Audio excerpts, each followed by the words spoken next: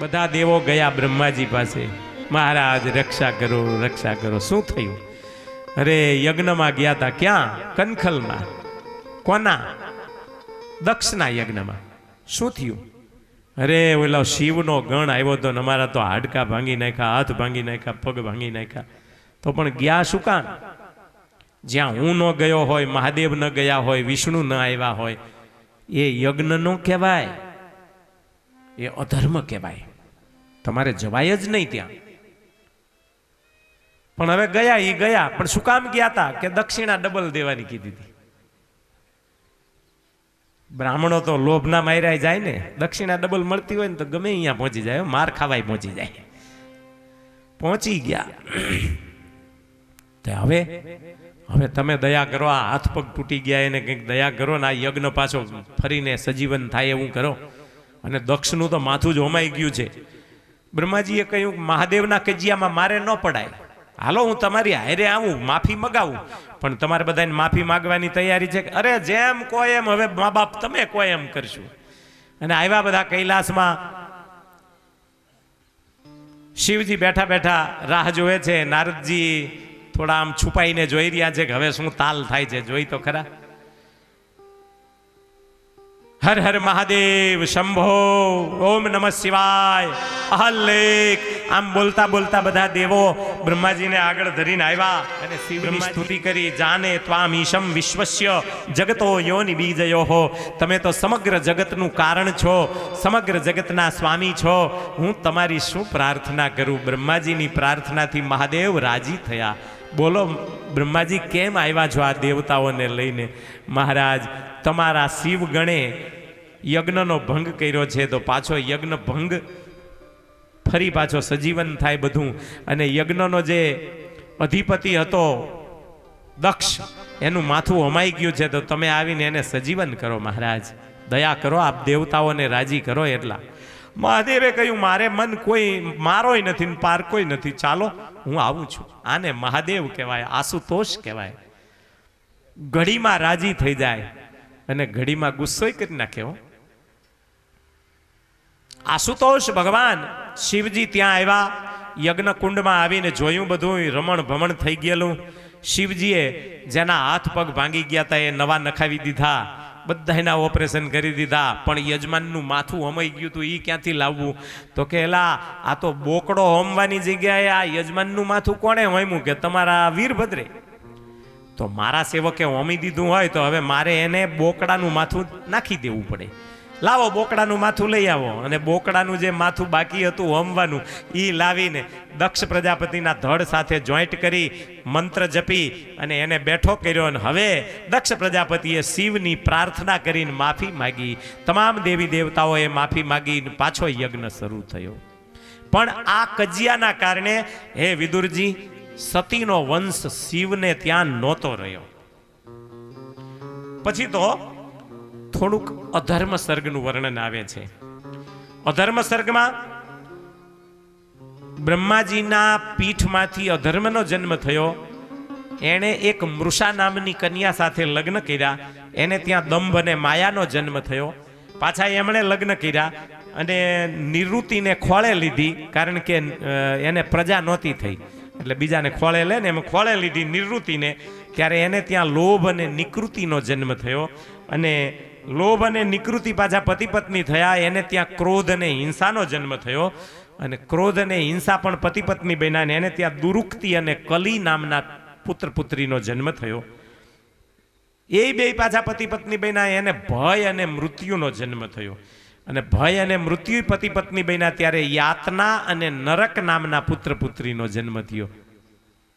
યાતના, આપણે જે નરકની યાતના ભોગવીએ છીએ ને, દુઃખ ભોગવીએ ને એ, અને નરક એટલે આપણા 28 કુંડ વાળું નરક. આ આમ જોવો તો પવિત્ર ધર્મવંશ કહેવાય ને આમ જોવો તો અપવિત્ર દેખાય. પણ એમ કીધું ભાગવતમાં કે 3 વખત જો આનો કોઈ પાઠ કરી લે તો એ પોતે પવિત્ર થાય. હમણાં જેમ કહ્યું હતું ને કે એ નબળો છે, એ નબળો છે, એ નબળો છે, એ નબળો છે, તો એની હારે આપણને પ્રેમ ન રહે. એમ આ બધા નબળા છે, એનો વંશ સાંભળો ને 7-8 વખત એટલે તમને એમ જ થાય કે આનું નામ ન લેવાય, આનાથી છેટા જ રહેવાય. અને તમને અંદરથી પ્રેમ જાગે ભગવાનના ધર્મવંશમાં. હવે ધ્રુવનું આખ્યાન આવે છે. મનુ મહારાજના 2 પુત્ર છે. એકનું નામ ઉત્તાનપાદ, બીજાનું નામ પ્રિયવ્રત. પ્રિયવ્રતની કથા 5મ સ્કંદમાં આવે છે. ઉત્તાનપાદની કથા અહીંયા 4થ સ્કંદમાં આવે છે. ઉત્તાનપાદને 2 રાણીઓ છે. બહુ જ સંક્ષેપમાં આ વાતને લઈશ. હવે બહુ મારો પ્રિય વિષય છે ધ્રુવાખ્યાન.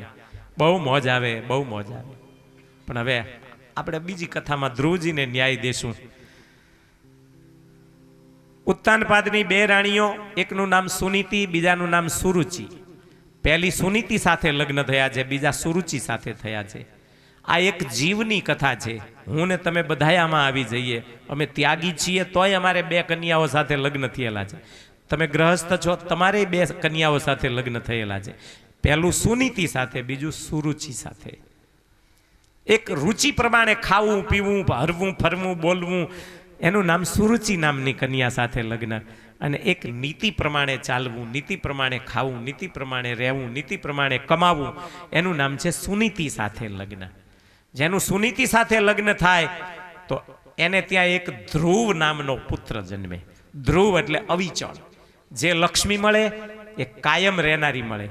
અન્યાયથી મેળવેલી લક્ષ્મી કાયમ ન રહે.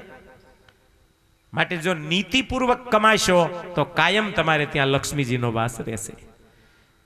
પણ રુચિ પ્રમાણે કોઈની છેતરપિંડી આ તે કરી અને જો કમાણી કરશો તો અન્યાયોપાર્જિતમ દ્રવ્યમ 10 વર્ષાણી તિષ્ઠતી પ્રાપ્તે તું 11 વર્ષે સમૂલમ હિ વિનશ્યતિ. અન્યાયથી મેળવેલો પૈસો 10 વર્ષ તો સારો લાગશે, 11મા વર્ષે તમારા મૂળિયાને પણ કાઢીને લઈ જશે. સુનીતિ અને સુરુચિ. સુનીતિનો ધ્રુવ નામનો પુત્ર થયો છે. એના પછી બીજું લગ્ન થયું સુરુચિ સાથે. એને ત્યાં ઉત્તમ નામનો પુત્ર થયો છે. ઉત્તમ, ઉત એટલે વધારે પડતું, તમ એટલે અજ્ઞાન, અંધારું. એક જીવને 2 કન્યાઓ, બેયની સાથે લગ્ન થયા છે ઉત્તાનપાદના. અને એવા ઉત્તાનપાદે સમય પછી સમયના વેણમાં સુરુચિના કહેવાથી સુનીતિને ઘરમાંથી કાઢી મૂક્યા. જાઓ તમે ઝૂંપડીમાં જઈને રહેજો, તમારે અહીં રહેવું નહીં, કારણ કે તમે અહીં ઘરમાં રહો છો ને તો મને રાજકાજમાં મન લાગતું નથી, ગુસ્સો જ આવ્યા કરે છે. તમારા પગલા મારા ઘરમાં આવ્યા ત્યારથી મને ઘરમાં શાંતિ નથી દેખાતી. હકીકતમાં તો સુનીતિના કારણે જ શાંતિ હતી, પણ જીવ માની લે છે કે આના કારણે અમે દુખી છીએ. દુખી નથી, સુખી છીએ. જાકારો આપીને કાઢી મૂક્યા. ધ્રુવને લઈને સુનીતિ ઝૂંપડીમાં આવ્યા. એક દાસી એની સેવામાં રહ્યા. રડતા રહ્યા કે હવે ક્યાં જવું, મારા ધણીએ જ મને ધક્કો માર્યો છે, હવે હું કોના શરણે જઉં. મારા બાપે કહ્યું હતું કે તમે ઉત્તાનપાદના પગને પગલે ચાલજો, હવે મારે આને મૂકીને તો ક્યાંય જવાય નહીં. ધ્રુવને ધીરે ધીરે મોટા કરે. ધ્રુવ ક્યારેક પૂછે કે મારા પિતાનું નામ શું? નાના હતા ને મોટા થયા, હવના માવતરને દેખીને એમ કે મારા પિતાનું નામ શું? તો કે બેટા આ રાજનો રાજા છે ને ઉત્તાનપાદી તારો પિતા છે.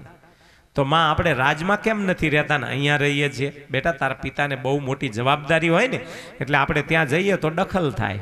આપણે ત્યાં નહીં જવાનું, રાજસભામાં નહીં જવાનું, ક્યારેય મને પૂછ્યા વિના કોઈ દી નહીં જવાનું. સારું માં, નહીં જવું.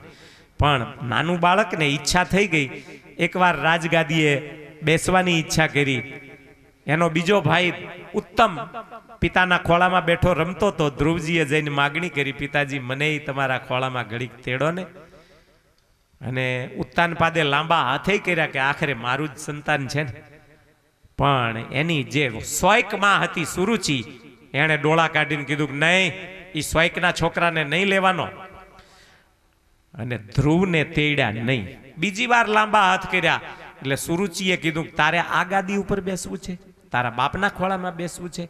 તપસા રાધ્ય પુરુષમ તસ્યૈવાનુગ્રહેણ મે ગર્ભે ત્વમ સાધયાત્માનમ યદિચ્છસી નૃપાસનમ. જો તારે રાજગાદી ઉપર બેસવું હોય તો જા પહેલા તપ કર, ભગવાન વિષ્ણુ રાજી થાય અને એ નારાયણ રાજી થઈને તને મારી કુખે જન્મ આપે તો જ આ ગાદી મળે. બાકી સ્વૈકના છોકરાને, દાસીના છોકરાને કોઈ દિવસ રાજગાદી ઉપર બેસવા નહીં મળે. અને ધ્રુવને પોતાની માં દાસી છે એવો શબ્દ સાંભળવા મળ્યો ને એટલે ધ્રુવ દુખી થયા. રડતા રડતા ઘેર આવ્યા મા પાસે. માના હાડલામાં મોઢું સંતાળી ધ્રુવ ચોધાર આંસુએ રડે. માએ સોગંદ દઈને પૂછ્યું. આખરે ધ્રુવજીએ કહ્યું કે બધુંય સહન કરું, પણ મારી માં એમ કહેતી હતી કે હું તો રાજ રાણી છું અને અહીંયા તો તારા દાસી જેટલાય માન નથી. અને પછી સુનીતિએ ખરી માં બનવાનો પ્રયત્ન કર્યો. બેટા, હું તને એ જ કહું છું કે આ ઘરમાં તારો બાપ મને દાસી કહેતાય શરમાય છે. જેને ધાવણ ધવડાવીને મેં મોટો કર્યો છે એને દીકરો માનતાય શરમાય છે તારો બાપ. કોઈનો દોષ નથી બેટા, આમાં મારા કર્મનો દોષ છે. તારી સોયક માએ કીધું છે ને કે વનમાં જઈને તપસ્યા કર. તારી સગીમાં હું પણ કહું છું કે તું વનમાં જા, તપસ્યા કર. ભગવાન નારાયણ રાજી થશે, તને એટલું આપશે કે તારે કોઈની પાસે હાથ લાંબો નહીં કરવો પડે. અને માના શબ્દોને યાદ રાખીને કહ્યું કે માં, તો પછી આપણે બેય માં દીકરો જતા રહીએ તો? ના બેટા, હું તો પતિવ્રતા નારી છું. પતિવ્રતા નારીઓનું લિસ્ટ જ્યારે બનાવ્યું છે શાસ્ત્રોમાં, ત્યારે સૌ પહેલા સુનીતિનું નામ છે. પતિવ્રતા નારી છું, ઈ મને કાઢી મૂકે પણ મારાથી કેમ છોડી દેવાય આ ઘરને? ઈ તો સમજશે, વેલા મોડા સમજશે, બધું સત્ય બહાર આવશે બેટા. તો માં મને આશીર્વાદ આપ એટલે હું જાઉં. બેટા, હું તો આશીર્વાદ આપીશ, પણ તું ઉત્તાનપાદ અને સુરુચિના આશીર્વાદ લઈ આવજા. તારા માતા પિતા છે ને માં, એના આશીર્વાદ તો મારે ન જોઈએ. એણે તો તને દાસી કીધી છે. બેટા, વેર ઝેર રાખીને ભગવાનની ભક્તિમાં લાગીએ ને તો આપણને વેર ઝેર જ યાદ આવે, ભગવાન યાદ ન આવે, ભગવાન દર્શન ન દે.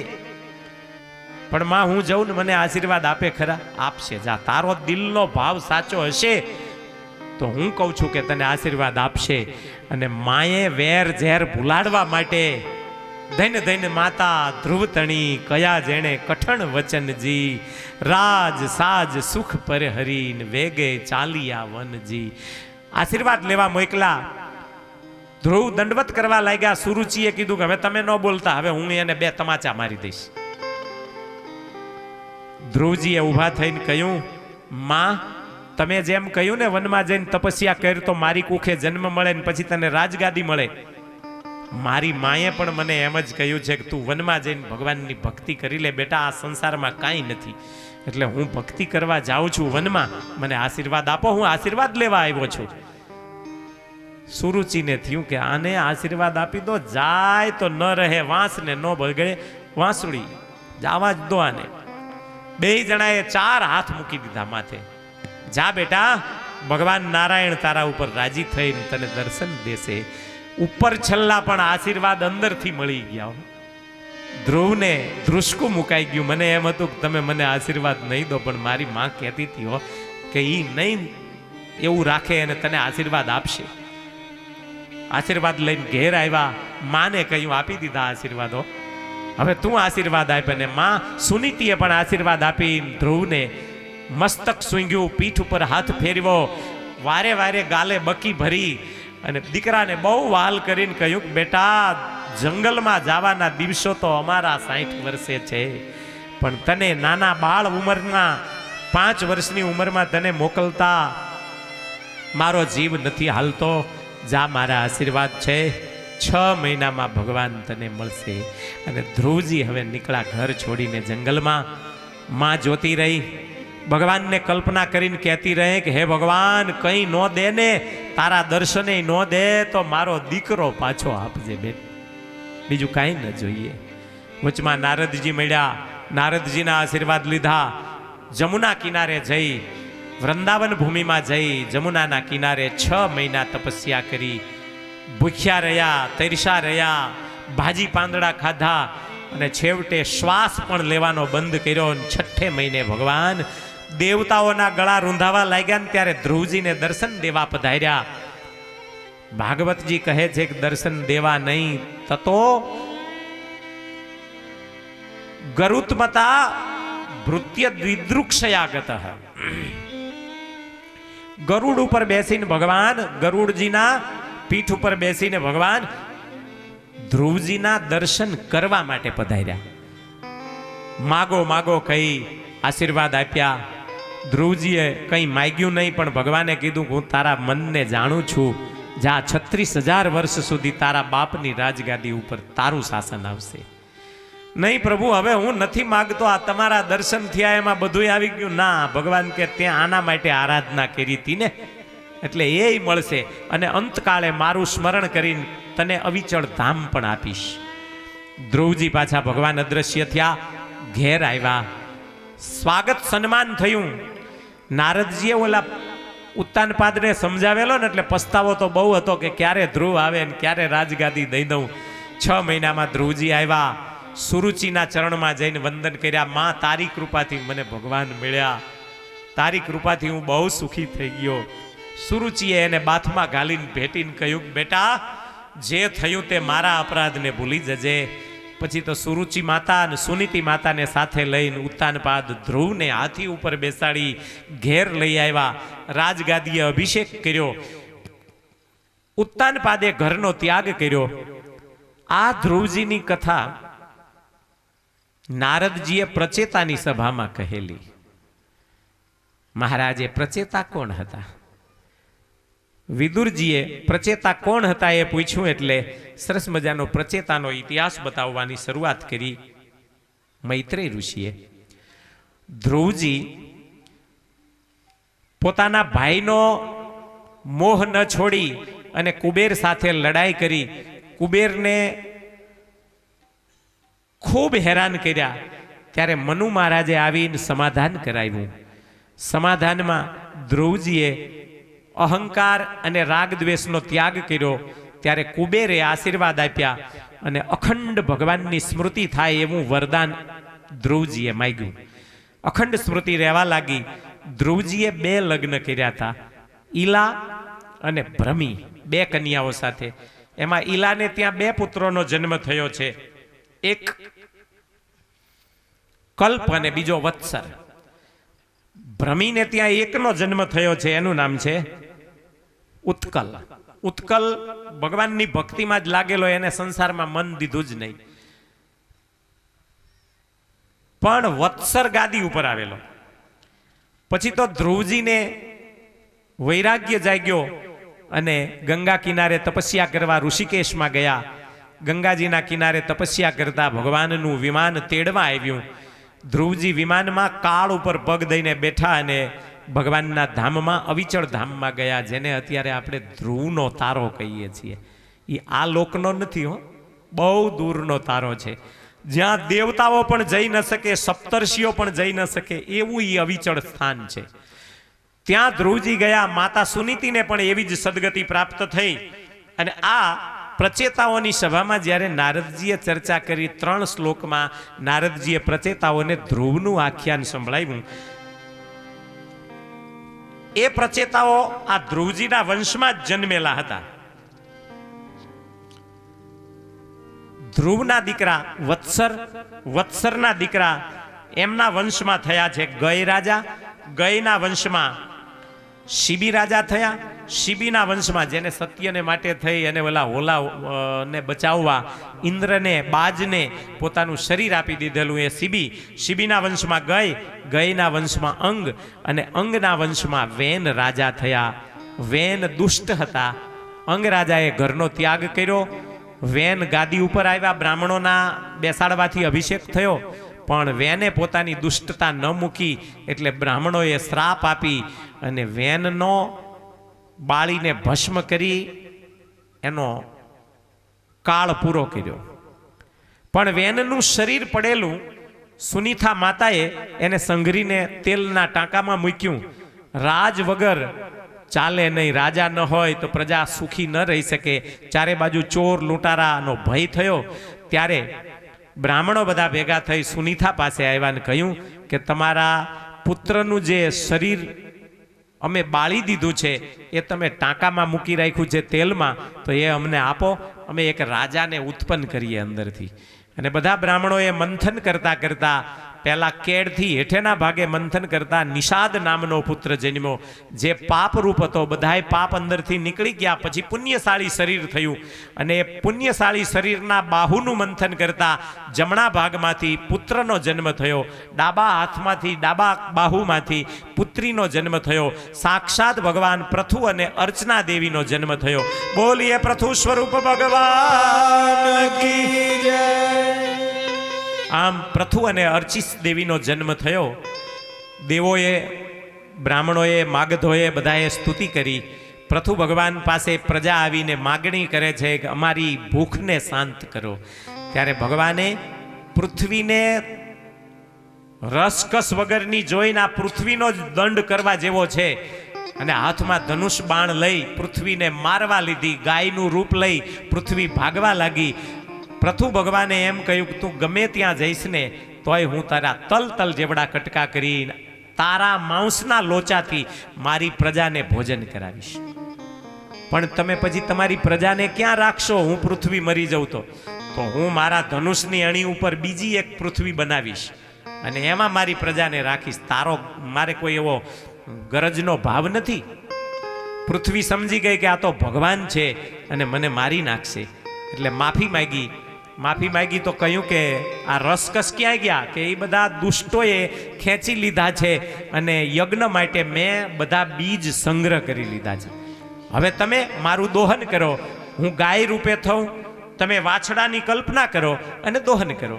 પછી તો ઇન્દ્રને વાછડો બનાવ્યો, બૃહસ્પતિને વાછડો બનાવ્યો, બધાય એક એક દૈત્યોમાંથી બલિરાજાને વાછડો બનાવ્યો, અપ્સરાઓમાંથી વિશ્વાવસુને વાછડો બનાવ્યો, સિદ્ધોએ કપિલ દેવને વાછડો બનાવ્યો અને હૌએ પોતપોતાની ઈચ્છા પ્રમાણે દોહન કર્યું. પૃથુ ભગવાને સૌની જે ઈચ્છા હતી એ પૂરી કરી. આમ ગાયનું દોહન કરી, પૃથ્વીનું દોહન કર્યું. અન્ન રસ કસ બધું પાછું ઉગવા લાગ્યું, થવા લાગ્યું. પૃથ્વીને પોતાની ધનુષની અણીથી સપાટ બનાવી અને ત્યાં ખેતીવાડી બહુ સરસ થવા લાગ્યા. ગામડા, નગર, શહેર, નેહડા બધાયનો વસવાટ કરાવ્યો. ત્યાં સુધી બધા જંગલમાં જ્યાં ત્યાં રહેતા હતા. પણ આ રાજાએ આવીને ક્રાંતિ કરી. ગામડાઓ, નગરોનું બધાયનું રચના કરી અને બધાયને નોખી નોખી પૃથ્વીઓ ગોઠવી આપી. આમ પૃથુ ભગવાને 99 અશ્વમેધ યજ્ઞો કર્યા. 100મા અશ્વમેધ યજ્ઞ વખતે ભગવાનના લગ્ન થઈ ગયેલા હતા. એમને પણ અનેક પુત્રો હતા. એમાં વિજિતાશ્વ નામના પુત્રએ ચોરેલો ઇન્દ્રએ ઘોડો યજ્ઞનો એ પાછો મેળવ્યો. અત્રિ ઋષિના કહેવાથી ઇન્દ્ર નોખા નોખા રૂપ લઈને આવતો તો અત્રિ ઋષિએ બતાવ્યો કે આ ઇન્દ્ર છે, એ ઘોડો ચોરી જાય છે. એટલે વિજિતાશ્વે વારે વારે ઘોડાને પાછો મેળવ્યો. છેવટે ભગવાને દર્શન દઈ પૃથુ ભગવાનને કહ્યું કે તમારા 100 યજ્ઞ પૂરા થાય છે, હું તમને દર્શન દેવા આવ્યો છું, માગો. ત્યારે પૃથુ ભગવાને એમ કહ્યું બીજી કોઈ ઈચ્છા નથી, પણ મને 10,000 કાન આપો કે જે કાન દ્વારા હું તમારી કથા અખંડ સાંભળા કરું. ભગવાને એવું વરદાન આપી યજ્ઞ અટકાવ્યો. ઇન્દ્રે સ્પર્ધા છોડી દીધી. આ પૃથુ ભગવાને સરસ મજાનો પ્રજાઓને ઉપદેશ કર્યો. વિજિતાશ્વને રાજગાદી ઉપર બેસાડ્યો. વિજિતાશ્વના વંશમાં પ્રાચીન બરહિસ નામનો રાજા થયો અને એ પ્રાચીન બરહિસને ત્યાં 10 પ્રચેતાઓનો જન્મ થયો છે. એ પ્રચેતાઓને નારદજીએ ધ્રુવજીનું આખ્યાન સંભળાવેલું. આ એક આવો બાળક થયેલો એમ કોઈની પાસે વખાણ કરે ને એમ કરેલા. એ 10 પ્રચેતાઓ નારાયણ સરોવરે રુદ્રગીતાનો પાઠ કરતા. નારદજીના કયા પ્રમાણે અને શિવજીની લાઈન દોરી પ્રમાણે રુદ્રગીતાનો પાઠ કરતા 10,000 વર્ષ તપ કરી અને ભગવાનને રાજી કરી પાછા ઘેર આવતા હતા. એમાં વચમાં વૃક્ષો બહુ હતા. જોયું કે આટલા બધા વૃક્ષો અમારા પિતાજી નહીં હોય આ દુનિયામાં, નહીતર આવું થાય જ નહીં. વૃક્ષોને બાળવા માંડ્યા એટલે વૃક્ષ કન્યા મારીસા સાથે લગ્ન થયા. કારણ કે વૃક્ષોએ માફી માગી અને એને એક પોતાની કન્યા હતી પરણાવી. 10 ભાઈઓ સાથે એક કન્યાના લગ્ન થયા મારીસા સાથે. એમાંથી એક દક્ષ નામનો પુત્ર જન્મ્યો. આ બાજુ નારદજીએ પેલા પ્રાચીન બરહિસ રાજાને હિંસા યજ્ઞમાંથી અટકાવી પુરંજન રાજાનું આખ્યાન કહ્યું અને એ જીવનું એક ઉપાખ્યાન કહી પુરંજનને નિમિત્તે પ્રાચીન બરહિસને ઘરમાંથી માયામાંથી છોડાવી દીધા. 10 પ્રચેતાઓ ઘેર આવ્યા. ભગવાનનું ભજન કરતા કરતા 10 ભાઈઓનો પ્રેમ એવો હતો, ભગવાને આશીર્વાદ પણ એવા આપ્યા હતા કે જાઓ, તમારા 10 ભાઈઓમાં ક્યારેય વિખવાદ નહીં થાય, અને તમારી કથા સાંભળે એ ભાઈઓને પણ અંદર અંદર ક્યારેય વિખવાદ નહીં થાય, અને થયો હશે તો શાંતિ થઈ જશે. નારદજીએ પ્રચેતાઓને છેવટ એમ કહ્યું હતું કે મનુષ્યનો એ જ જન્મ સાર્થક છે કે એ જન્મ દ્વારા જીવ પ્રાણી માત્ર ઉપર દયા રાખે, જે મળે એનાથી સંતોષ રાખે અને હરિનું ભજન કરીને મુક્તિ મેળવે, તો જ મનુષ્ય જન્મ સાર્થક છે. દક્ષને ગાદી આપી. 10 પ્રચેતાઓએ પણ વનની વાટ લીધી. જો આ ભાગવતજી એક વસ્તુ મહત્વની કહે છે, દરેક રાજાઓએ અંતકાળે વનમાં જઈ હરિભજન કરીને જ મુક્તિ મેળવી છે, ઘરમાં ઘરમાં પડ્યા નથી રહ્યા. વિદુરજી કહે છે મૈત્રેય ઋષિને કે મહારાજ, હવે મારા બીજા પ્રશ્નો બાકી રહ્યા એ મારે સાંભળવા નથી. હવે જેટલા સાંભળાય એટલાથી મને સંતોષ છે. હવે મારે મારા હસ્તિનાપુર જવું છે, પાંડવોને મળવું છે, મને આશીર્વાદ આપો. મૈત્રેય ઋષિએ માથે હાથ મૂક્યો. મૈત્રેય ઋષિના ચરણારવિંદને છાતીમાં લીધા, મસ્તકે ધરાવ્યા, ભગવાનના ચરણારવિંદને હૃદયમાં ધારી વિદુરજી હવે હરિનું નામ સ્મરણ કરતા કરતા વિદાય થયા છે અને આવ્યા છે હસ્તિનાપુર.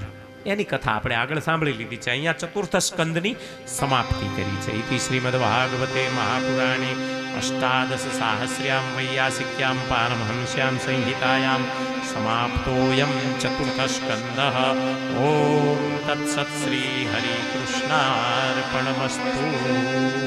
કૃષ્ણ કનૈયા લાલ કી જય. એક સ્કંદ પૂરો કરવાનો છે હવે, અને માત્ર 10 મિનિટમાં, જાજો સમય નહીં લો, ખરું ને. રાજો ભાચ પ્રિયવ્રતો ભાગવત આત્મા રામ કથમ મુને ગૃહે રમતયન મૂલ કર્મબંધ પરાભવ.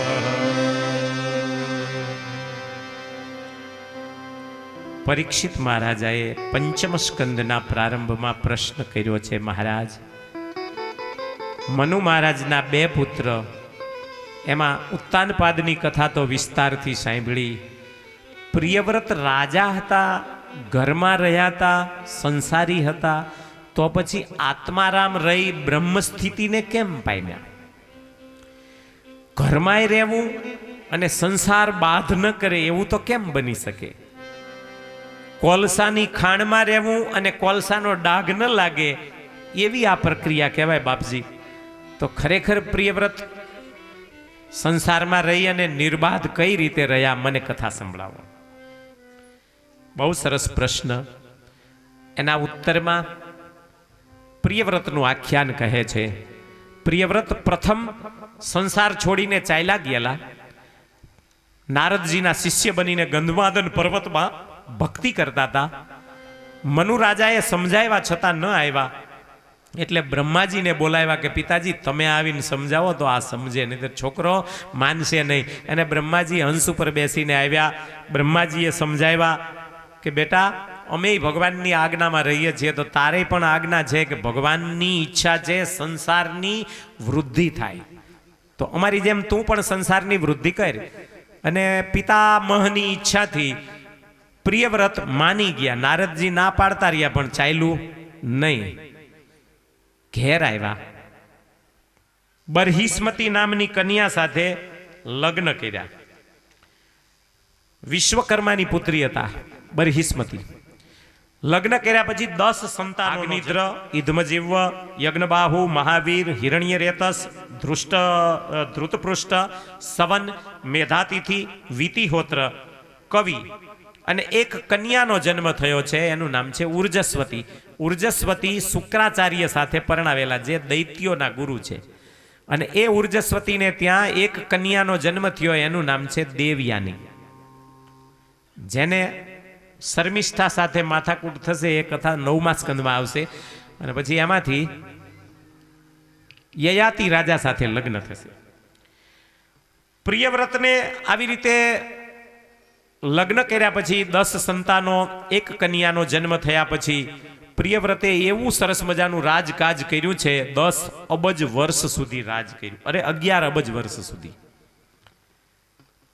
ઓછી મહેનત નહીં કરી હોય ને. સૂર્યની પાછળ પાછળ પોતાનો રથ ફેરવે અને રાતે અંધારું થાય ને, અંધારું ન થવા દે એવો તેજસ્વી રથ લઈ સમુદ્રની ફરતા ફરતા ફેર્યા. એમાં 7 સમુદ્ર બની ગયા, 7 પૃથ્વીઓ નોખી પડી ગઈ. આવો પ્રતાપી રાજા પણ પાછો છેવટે હરિધામમાં જવા માટે સંન્યાસ લઈ લીધો, ભક્તિ કરવા લાગ્યા. એમાં પ્રિયવ્રતના 1 દીકરા અગ્નિદ્ર હતા, એ જંબુદ્વીપના રાજા થયા. જે 7 દ્વીપ બન્યા એટલે 7 દીકરાઓને તો રાજગાદીઓ આપી દીધી નોખી નોખી. જંબુદ્વીપ એટલે આપણો આ જે ભારત જેમાં છે એ જંબુદ્વીપની અંદર કહેવાય. એ જંબુદ્વીપનું શાસન કરતા અગ્નિદ્ર એક પૂર્વચિતી નામની અપ્સરા સાથે મોહિત થયા. એમાં એની સાથે લગ્ન કરવાથી એને ત્યાં 9 પુત્રોનો જન્મ થયો. નાભી, કિમપુરુષ, હરિવર્ષ, ઇલાવૃત, રમ્યક, હિરણમય, કુરુ, ભદ્રાશ્વ અને કેતુમાલ. એમાં જે નાભી નામના દીકરા હતા એ મેરુ પર્વતની પુત્રી મેરુ દેવી સાથે પરણ્યા છે. અને એ મેરુ પુત્રી સાથે પરણવાથી એમને ત્યાં ભગવાન ઋષભદેવનો જન્મ થવાનો છે. યજ્ઞ કર્યો, ભગવાન ચરુ લઈને આવ્યા. માગો માગો કહ્યું. બ્રાહ્મણોએ કહ્યું કે અમારી યજમાનની પત્નીની ઈચ્છા છે કે તમારા જેવો એક દીકરો જન્મે. તો કે મારા જેવો તો હું એક છું, પણ જાઓ, હું જ પોતે અવતાર લઈને આવીશ. અને એ મેરુદેવીની કુખમાં ચરુ દ્વારા અંદર પધાર્યા. 9 માસ પૂરા કરી 10મા માસે સાક્ષાત ભગવાન યજ્ઞ નારાયણ પોતે, વિષ્ણુ ભગવાન પોતે જ અવતાર લઈને ઋષભદેવ નામથી પધાર્યા. બોલીએ ઋષભદેવ ભગવાન કી જય. ભગવાન ઋષભદેવને જન્મતાની સાથે જ દેવતાઓએ સ્તુતિ કરી. ઋષભદેવ ધીરે ધીરે મોટા થયા. જ્યાં જાય ત્યાં વરસાદના ઢગલા થતા એવા પ્રતાપી હતા. ઋષભ નામ એટલે શ્રેષ્ઠ નામ કહેવાય. એવા ઋષભ ધીરે ધીરે ગુરુકુલમાં રહીને વિદ્યાભ્યાસ કર્યો. પછી ઇન્દ્રની પુત્રી જયંતી સાથે લગ્ન કર્યા. જયંતીની કુખે 100 પુત્રોનો જન્મ થયો. સૌથી મોટા પુત્રનું નામ છે ભરતજી. એના પછીના 9 જે પુત્રો હતા એને 9 ખંડની પૃથ્વી ઋષભદેવ ભગવાને સોંપી દીધી છે. અને ભરતજીને બધાય 9ની ઉપર શાસન કરતા બનાવ્યા છે. એ 9 ભાઈઓના નામ બોલું: કુશાવર્ત, ઇલાવર્ત, બ્રહ્માવર્ત, મલય, કેતુ, ભદ્રસેન, ઇન્દ્રસ્પૃક, વિદર્ભ, કીટક. આ 9 નામ છે. ઋષભદેવ ભગવાનના 100 માંથી આ 9 અને ભરતજી 10 નીકળી ગયા. હવે 9 જે હતા એ 9 યોગેશ્વર બન્યા છે, જેનો નિમિ રાજા સાથે સંવાદ 11 સ્કંદમાં આવશે. એ 9 યોગેશ્વરના નામ છે કવિ, હરિ, અંતરિક્ષ, પ્રબુદ્ધ, પીપલાયન, ચમસ, દ્રુમિલ, કરભાજન અને વિતિહોત્ર. યાદ રાખવા જેવા 9 નામ છે. યાદ કરીએ ને તોય આપણો બેડો પાર થાય. 9 ઈ નીકળી ગયા. 100 માંથી 10 પેલા ભાઈઓ, 9 આ, હવે 81 રહ્યા. 81 બ્રાહ્મણના જેવી વિધિ વિધાન કરવામાં શોખ રાખતા હતા, એટલે એ બધા 81 બ્રાહ્મણો બન્યા છે. હતા ક્ષત્રિય પુત્ર પણ કર્મ કરવાથી બ્રાહ્મણ બન્યા છે. ઋષભદેવ ભગવાને પુત્રોને જ્ઞાનોપદેશ દેવા બ્રહ્માવર્ત ખંડની અંદર એકવાર જઈ અને ઋષિઓની સભામાં જ્ઞાનોપદેશ કર્યો. પછી ઋષભદેવ ભગવાને ભરતને મુખ્ય રાજા બનાવી 9 પુત્રોને પોતપોતાનું રાજ સંભાળવાની છૂટ કરી અને ભગવાને ત્યાંથી જ સંન્યાસ લીધો. સંન્યાસ દ્વારા જંગલોમાં, ચબૂતરાઓમાં, ધર્મશાળાઓમાં, નદી કિનારાઓમાં ઘૂમતા ઘૂમતા કર્ણાટકના દાવાગ્નિમાં જઈને ભગવાનના શરીરને અગ્નિએ બાળીને ભસ્મ કર્યું. બોલીએ ઋષભદેવ ભગવાન કી જય. હવે મુખ્ય ગાદી ઉપર આવ્યા છે ભરતજી. 9 ભાઈઓ એમને પૂછીને રાજ શાસન કરે. ભરતજીએ વિશ્વરૂપની પુત્રી પંચજની સાથે લગ્ન કર્યા, એમાં એમને 5 પુત્રોનો જન્મ થયો, જે ભરતજી જેવા જ પ્રતાપી હતા. એ પુત્રોની કલ્યાણની કામનાથી ભરતજીએ બહુ બધા યજ્ઞો કર્યા. યજ્ઞ કરતા કરતા એક દિવસ પાછો ભરતજીને વૈરાગ્ય જાગ્યો અને પુલહાશ્રમે જઈ તપસ્યા કરવા લાગ્યા. એમાં એક હરણિયું, પાણી પીવા હરણી આવી અને સિંહે ત્રાળ મારી. હરણી કૂદીને સામા કાંઠે ગઈ, મૃત્યુ પામી. પણ બચ્ચું એના પેટમાં જે હતું એ ગર્ભ સ્રવી ગયો. ભરતજીની નજરમાં આવ્યો કે અરે આ બચ્ચાનું હવે કોણ? અને દયાને ખાતર એને ઉપાડીને ઝૂંપડીમાં લાવ્યા અને એમાં બંધાયા. ભરતજીનો અંતકાળ બગડી ગયો. બચ્ચું તો વયું ગયું, ભરતજીનો મોહ ન છૂટ્યો બચ્ચામાંથી. જાણે પોતાના પુત્ર ઉપર પ્રેમ હોય એવો પ્રેમ એની સાથે કરી. અને ભરતજીને અંતકાળે હરણ યાદ આવ્યું, બચ્ચું યાદ આવ્યું, પોતાનો હરણનો દેહ આવ્યો. એના પછીનો બીજો દેહ આવ્યો એ પાછો જડ ભરત નામના બ્રાહ્મણની કુખે અંગિરસ વંશમાં જડ ભરત નામથી જન્મ આવ્યો. અને એ સોયકમાના દીકરા હતા. 2 માતાઓ હતી. નાની માતા ભરતજીની માતા હતી. જોડકું જન્મ્યું તું, દીકરી ને દીકરો. ભરતજી ગાંડાની જેમ રહેતા હતા. નક્કી કર્યું હતું કે હવે આ 3 જન્મ લેવાના થયા, જો હવે ગાંડો નહીં રહું ને ડાયો થવા જઈશ ને તો દુનિયામાં ડાયો ને ડાપણમાં દુઃખ પામીશ. હવે દુનિયામાં ડાયા રહેવાય નહીં. ગાંડપણ એવું કર્યું કે સગા ભાઈઓ ને ભાભીઓએ તિરસ્કાર કરીને કાઢી મૂક્યા. અને ભરતજી એક ચોરના સરદારના હાથમાં આવ્યા. માતાજીને બલિદાન દેવા લીધા, પણ માતાજીએ પણ ભરતજીનું બલિદાન ન લીધું ને ઓલા ચોરના સરદારનું જ બલિદાન લઈ લીધું. ભરતજી ત્યાંથી છૂટ્યા.